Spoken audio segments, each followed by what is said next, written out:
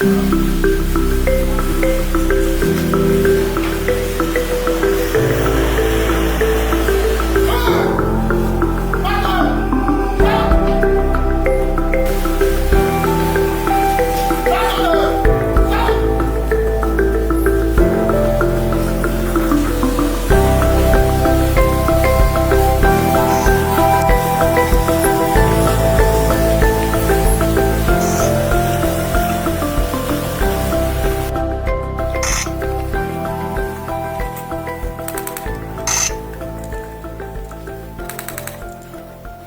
voudrais d'abord renouveler mes sincères remerciements au président Goïta pour l'accueil chaleureux et fraternel.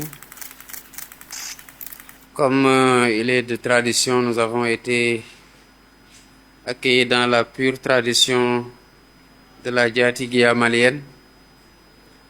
Vous savez, le Sénégal et le Mali ont des liens d'amitié et de fraternité historiques. C'est des liens de bon voisinage, c'est des liens de parenté, de sang, d'amitié, de culture et de coopération.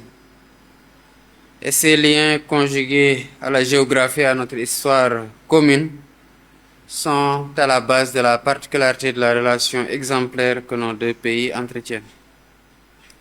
Et ma présence aujourd'hui à Bamako s'inscrit donc dans ce cadre purement fraternel.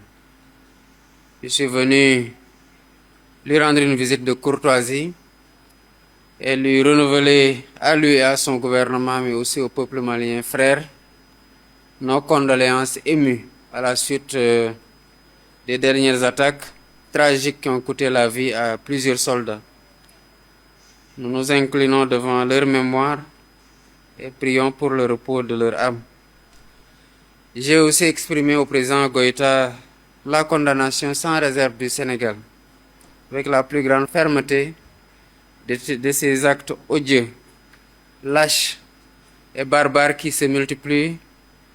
À lui et à tout le peuple malien frère, je rends un hommage pour les efforts et les moyens déployés ainsi que les sacrifices consentis pour renforcer la paix et la sécurité dans ce pays frère. Naturellement, nous avons eu l'occasion d'aborder d'autres points au cours de nos échanges, tenant compte aux questions de paix et de sécurité au niveau de la sous-région, mais notamment sur les voies et moyens de lutter efficacement contre le terrorisme qui ne cesse de s'étendre et menace toutes nos populations. Car je l'ai redit, la disponibilité du Sénégal à accompagner le Mali dans cette épreuve pour faire face ensemble aux défis multiples ainsi qu'aux menaces à la paix, à la stabilité dans toute la région et au-delà dans tout le Sahel, parce que ces menaces, nous en avons convenu, ne connaissent pas de frontières et se renforcent avec nos divisions. Nous avons aussi discuté des perspectives de renforcement de la coopération pour relever ensemble les défis, que ce soit dans le cadre bilatéral ou dans le cadre des instances régionales où le Mali et le Sénégal sont membres. Et je me réjouis de notre parfaite convergence de points de vue sur les principales questions que nous avons abordées, dans un esprit de fraternité, de solidarité, en mettant ensemble nos forces.